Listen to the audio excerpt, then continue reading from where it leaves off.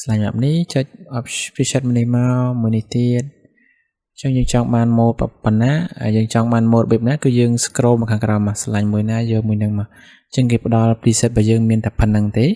ក្នុងការ select ឲ្យយើងមើល option ទៅលើ curve mode របស់គេហើយយើងឲ្យជ្រើសរើសយើងចង់បាន mode មួយណាយើង click មក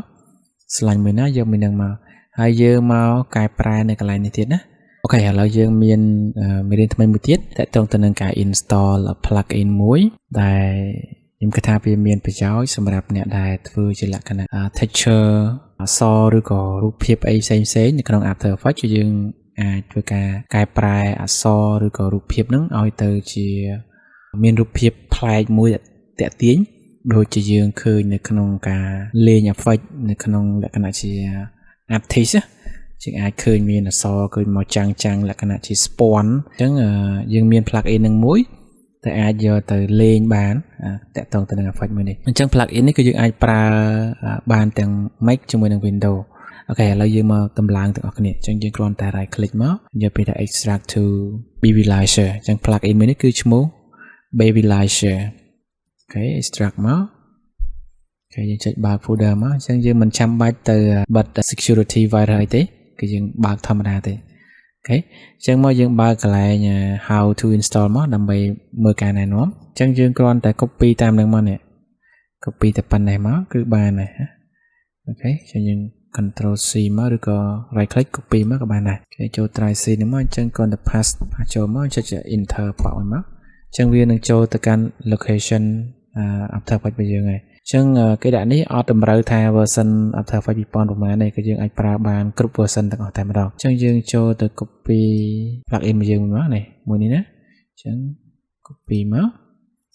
ចូលទៅ location យើងហើយ right click ហើយចុចពេលថា paste ចូលចុចពេលថា continue អូខេអញ្ចឹងប៉ុណ្ណឹងជាការស្រេចអញ្ចឹងយើងចូលទៅ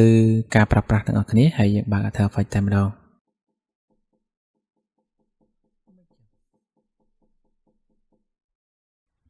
អូខេយើងចុចខ្វែងមក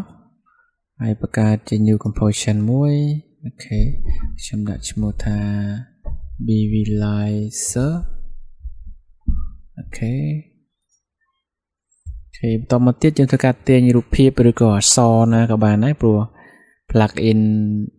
Babylizer ហ្នឹងគឺវាស្គាល់ទាំងអស់ណាគេឡើងធ្វើការទាញរូបភាពមួយចូលរូបភាពនេះជារូបភាព PNG ទេ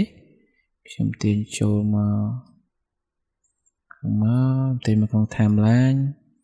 ខ្ញុំចុច S ខ្ញុំ scale វាប៉ុណ្ណេះសិនមកអូខេអញ្ចឹងបន្ទាប់មកយើងអាច search effect នេះក៏បានដែរយើងមាន effect console យើង control space មកបើសិនជាយើងអត់មាន effect console ទេយើង search នៅក្នុង effect and preset នៅកន្លែងនេះបានដូចគ្នាអញ្ចឹងដែរណាអញ្ចឹងយើងអាច search បានដូចគ្នាចេញទីមកក្រោមមកចុចពេលខ្ញុំសរសេរពេលណា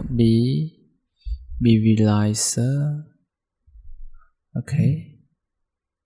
នេះអូខេplugin នេះយើងគ្រាន់តែចុច2ដងមកអញ្ចឹងវានឹង apply ចូលយើងតែម្ដងអូខេអញ្ចឹង plugin មួយនេះគឺវាល្អសម្រាប់យើងធ្វើជាលក្ខណៈ poster motion អីផ្សេងគឺវាមានសម្រស់មួយយ៉ាងដែរអញ្ចឹងយើងមកមើលកន្លែង match cap preset នេះគឺយើងអាច select យកបានណាលេចមកគឺវាដូរ mode ឲ្យយើងហើយអូខេយើងយក select mode មួយណាយើងអាច select យក mode ហ្នឹងមកហើយយើងអាចធ្វើការ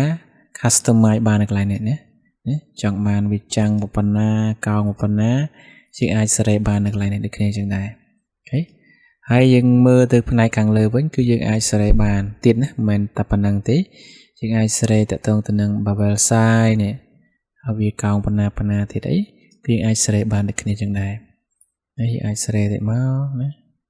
គឺវាបដូរ mode ឲ្យយើងបានស្អាតតាមវាយើងចង់បានស្លាញ់បែបនេះចុច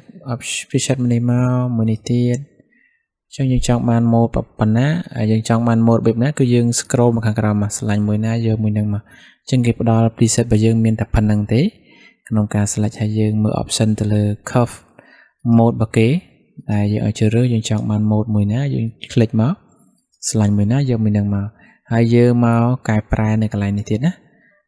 សេរីវាទៅស្រង់តទៅនឹង game វាមានចំណាំងអីស្អាតអីយើងអាចសេរីនៅកន្លែងនេះបាន អញ្ចឹង plugin មួយនេះគឺវាដំណើរការនៅលើ text ក៏ដំណើរការដែរនៅលើ shape ក៏វាដំណើរការដូចគ្នាដែរអញ្ចឹងយើងគ្រាន់ដាក់ save មួយមក right click នៅកើត select មួយមកដាក់ថា bg ឥឡូវខ្ញុំ hide text មួយចោលសោះ hide ភាពមួយចោលចុះអញ្ចឹងខ្ញុំគ្រាន់តែ copy មកណាចុច control C មកខ្ញុំផាសនៅលើ select មក control V មកអញ្ចឹង effect នេះគឺដំណើរការនៅលើ select ដូចគ្នាអញ្ចឹងដែរអញ្ចឹងយើងអាចជ្រើសរើសនេះនៅក្រោមមួយណាក៏បានដែរណាអាចទាញក្រោមមកហើយយើង hide វិញបើកវិញមកនេះឃើញទេអញ្ចឹងវាដំណើរការជាធម្មតាហើយវាដំណើរការនៅលើ text ជាធម្មតាទៀតយើងចុចមកយើងបង្កើត text មួយដាក់ថា hello ចំមកហើយយើងធ្វើការដូរ font រៀងក្រាស់តិចមកក៏បានដែរក៏ខ្ញុំយក font មួយណារៀងធំតិចក៏ខ្ញុំទាញទំហំវាធំតិចមកអូខេជួយថាយកប៉ុណ្ណេះចុះឥឡូវខ្ញុំដាក់នេះចូល center ចុច control pen behind tool អូខេចុចខ្វែងវាចំមកចុចខ្ញុំគ្រាន់តែ copy ដូចគ្នានឹងដែរណាចុច control នេះ select មកចុច control C មកខ្ញុំផាសទៅលើ text របស់យើងចុច control V មកអញ្ចឹងវា apply បានដូចគ្នាអញ្ចឹងវាដំណើរការនៅលើ shape នៅលើរូបភាព PNG ហើយនៅលើ text របស់យើងអញ្ចឹងយើងអាចកែប្រែកែសម្រួលទៅ option ណាមួយដែលយើងស្រឡាញ់អញ្ចឹងយើងអាចកែប្រែបាននៅកន្លែងនេះអូខេយើងស្រឡាញ់ option មួយណាយើងអាចសេរីបានដូចគ្នាដែរហើយយើងអាចធ្វើការ customize ណានៅលើ text បានដូចគ្នាអញ្ចឹងដែរអូខេស្រឡាញ់បែបណាយើងទាញបែបហ្នឹងមកអូខេចង់បានបែបណានេះ style បែបនេះហើយបើយើងចង់ធ្វើ motion គឺវាស្អាតមែនតើអូខេចឹងមានប៉ុណ្ណឹងតកតងទៅនឹងការ install plugin